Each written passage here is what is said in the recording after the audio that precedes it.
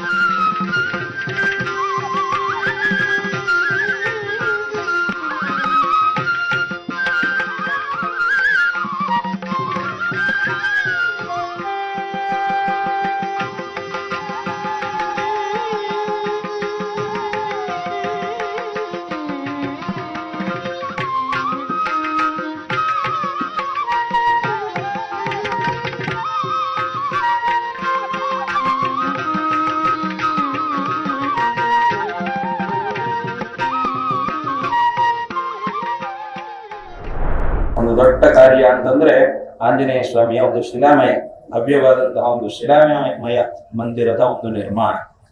ಅದು ಅನೇಕ ವರ್ಷಗಳ ಹಿಂದಿನ ಸಂಕಲ್ಪವಾಗಿದೆ. ಅದು ಈಗ ಮುಂದೆ ನಡೆಯಲಿಕ್ಕಿದೆ. ಆ ಒಂದು ಕಾರ್ಯವೂ ಸಹ ವಿಶೇಷವಾಗಿ ಶೀಘ್ರವಾಗಿ ವಿಶೇಷವಾಗಿ ಅತ್ಯಂತ ಉತ್ತಮವಾಗಿ ಆ ಒಂದು ಕಾರ್ಯವೂ ಸಹ ನಡೆಯುತ್ತೆ ಎಂಬುದಾಗಿ ಈ ಸಂದರ್ಭದಲ್ಲಿ ಹೇಳ್ತಾ, ಅದಕ್ಕಾಗಿ ನಮ್ಮ ಆಶೀರ್ವಾದಗಳನ್ನ ಈ ಸಂದರ್ಭದಲ್ಲಿ ಮಾಡ್ತಾ ಇದ್ದೇವೆ. ಹಾಗೂ ಆಂಜನೇಯ ಸ್ವಾಮಿಯ ಮೂರ್ತಿಯನ್ನು ಸ್ಥಾಪನೆ ಮಾಡಬೇಕು, ಎತ್ತರದ ಒಂದು ಮೂರ್ತಿಯನ್ನು ಸ್ಥಾಪನೆ ಮಾಡಬೇಕು ಅನ್ನೋ ಒಂದು ಸಂಕಲ್ಪವನ್ನು 102 ಅಡಿ ಎತ್ತರದ ಒಂದು ಮೂರ್ತಿಯನ್ನು ಸ್ಥಾಪನೆ ಮಾಡಬೇಕು ಅನ್ನೋ ಸಂದರ್ಭವನ್ನು ಸಹ ಮಾಡಿದ್ದೀರಿ.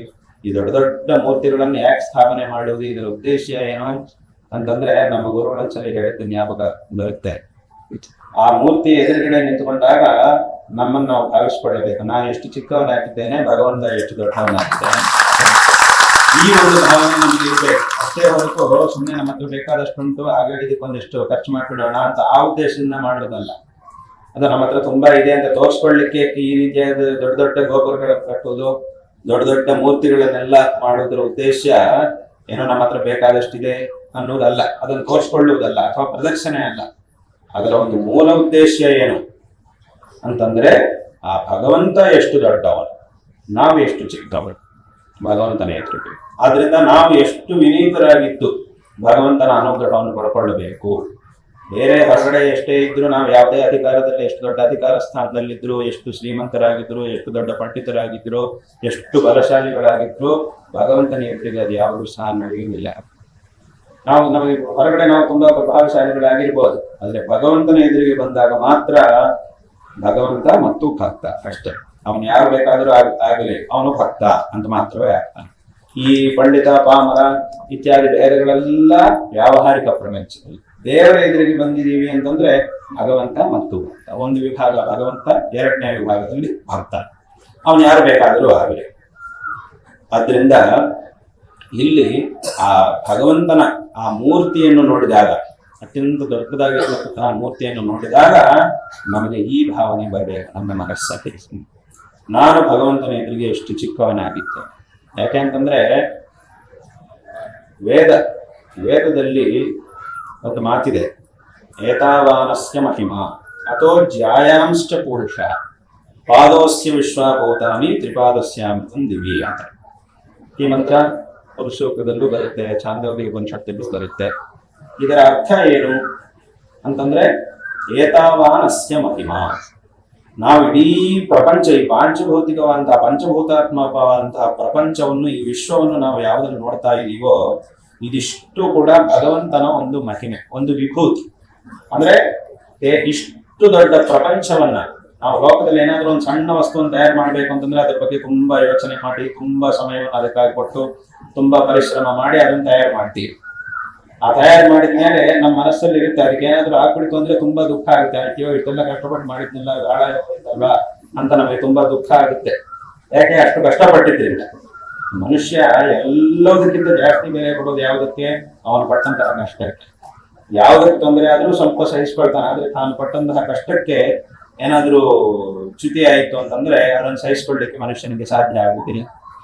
ಹಾಗಾಗಿ ಏನಾದ್ರೂ ಆಯಿತು ಅಂತಂದ್ರೆ ತುಂಬಾ ನಮಗೆ ದುಃಖ ಆಗುತ್ತೆ. ಇದು ಸಾಮಾನ್ಯ ಮನುಷ್ಯರ ಸ್ಥಿತಿ.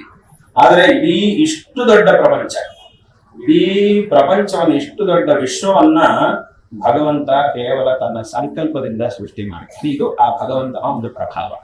ಕೇವಲ ತನ್ನ ಸಂಕಲ್ಪ ಮಾತ್ರದಿಂದಲೇ ಇಡೀ ಇಷ್ಟು ದೊಡ್ಡ ವಿಶ್ವವನ್ನು ಭಗವಂತ ಸೃಷ್ಟಿ ಮಾಡ್ತಾನೆ ಅಂತ.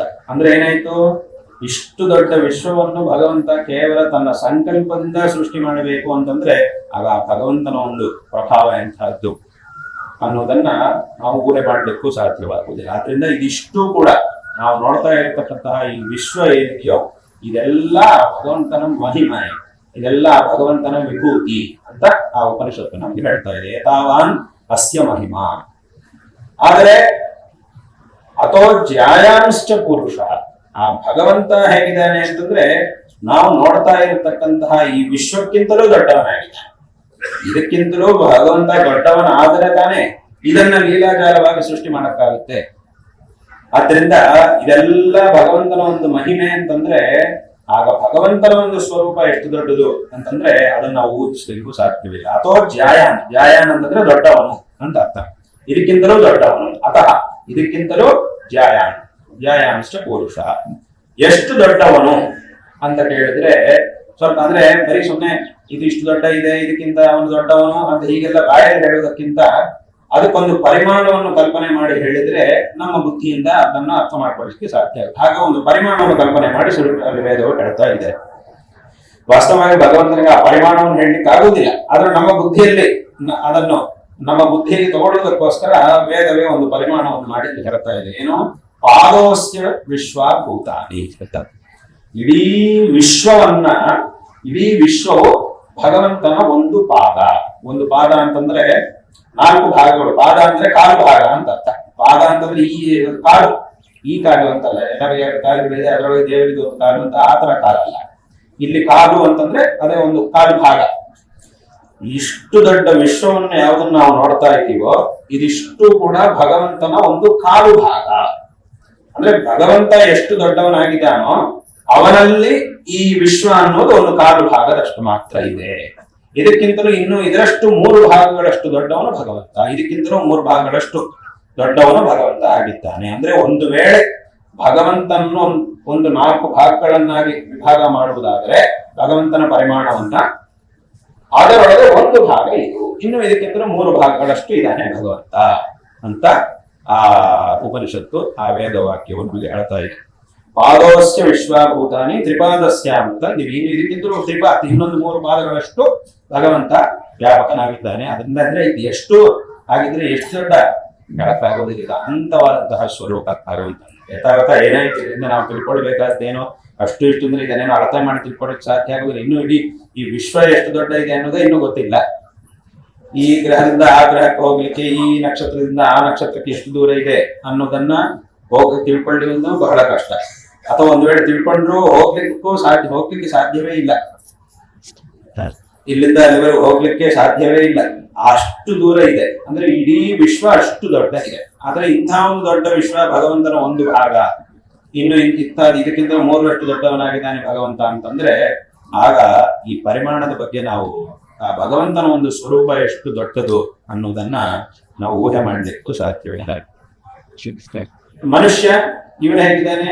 ಇಡೀ ವಿಶ್ವ ಇದೆ, ವಿಶ್ವವೇ ಇಷ್ಟು ದೊಡ್ಡ ಇದೆ. ಇದರೊಳಗೆ ಈ ಗ್ರಹದಿಂದ ಆ ಗ್ರಹಕ್ಕೆ ಇಷ್ಟು ದೂರ, ಈ ಗ್ರಹದಿಂದ ಈ ನಕ್ಷತ್ರದಿಂದ ಆ ನಕ್ಷತ್ರಕ್ಕೆ ಇಷ್ಟು ದೂರ ಅಂತಿದೆ. ಇಷ್ಟು ದೊಡ್ಡ ವಿಶ್ವದಲ್ಲಿ ಈ ಭೂಮಿ ಅನ್ನೋದು ಒಂದು ಸಣ್ಣದು ಒಂದು ಗ್ರಹ. ಅಂದ್ರೆ ನಾವು ಆ ಲೆಕ್ಕದಲ್ಲಿ ನೋಡಿದ್ರೆ ಇಡೀ ವಿಶ್ವದ ದೃಷ್ಟಿಯಲ್ಲಿ ನೋಡಿದ್ರೆ ಭೂಮಿ ಅನ್ನೋದು ಎಷ್ಟು ತುಂಬಾ ಸಣ್ಣ. ಅದರೊಳಗೆ ಯಾವುದೋ ಒಂದು ದೇಶ, ಆ ಭೂಮಿಯಲ್ಲಿ ಯಾವುದೋ ಒಂದು ದೇಶ, ಆ ದೇಶದಲ್ಲೂ ನಾವೆಲ್ಲ ಕಡೆ ಇಲ್ಲ. ದೇಶದಲ್ಲಿ ಒಂದು ರಾಜ್ಯ, ಆ ರಾಜ್ಯದೊಳಗೆ ಒಂದು ಜಿಲ್ಲೆ, ಆ ಜಿಲ್ಲೆಯೊಳಗೆ ಒಂದು ತಾಲೂಕು, ಆ ತಾಲೂಕಿನಲ್ಲಿ ಒಂದು ಗ್ರಾಮ, ಸರಿ, ಗ್ರಾಮದಲ್ಲಾದ್ರೆ ಎಲ್ಲ ಕಡೆ ವ್ಯಾಪಿಸ್ಕೊಂಡಿದೀವಿ ಅಂತಂದ್ರೆ ಅದು ಇಲ್ಲ.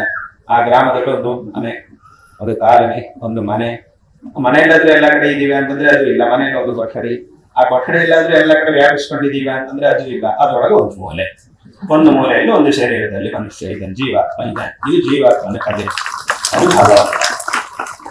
ಹಾಗಾಗಿ ಇದು ಆ ಭಗವಂತ ಸುಮ್ಮನೆ ಭಗವಂತ ದೊಡ್ಡವನು ಅಂತ ಹೇಳುವುದಕ್ಕಿಂತ ಅಂತ ಹೇಳ್ತಾ ಇದ್ರೆ, ಎಷ್ಟು ದೊಡ್ಡವನು, ಹೇಗೆ ದೊಡ್ಡವನು ಅನ್ನೋದನ್ನ ನಾವು ತಿಳ್ಕೊಳ್ಳಿಕ್ಕೆ ಸಾಧ್ಯವಾಗುವುದಿಲ್ಲ. ಆದ್ದರಿಂದ ವೇದವು ನಮಗೆ ಈ ರೀತಿಯಾಗಿ ಆ ಪರಿಮಾಣವನ್ನು ಉಪದೇಶ ಮಾಡ್ತಾ ಇದೆ.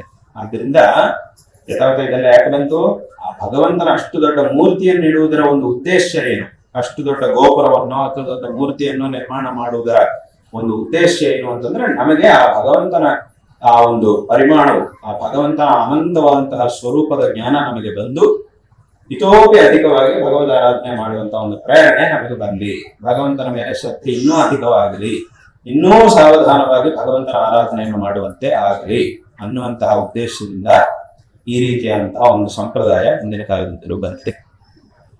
ಆದ್ದರಿಂದ ನಮಗೆ ಆ ಭಗವಂತನ ವಿಷಯದಲ್ಲಿ ಅಪಾರವಾದಂತಹ ಶ್ರದ್ಧಾ ಭಕ್ತಿಗಳು ಇರಬೇಕು. ಭಗವಂತನ ವಿಶೇಷವಾದಂತಹ ಆರಾಧನೆಯನ್ನು ಜೀವನದಲ್ಲಿ ಮಾಡಬೇಕು.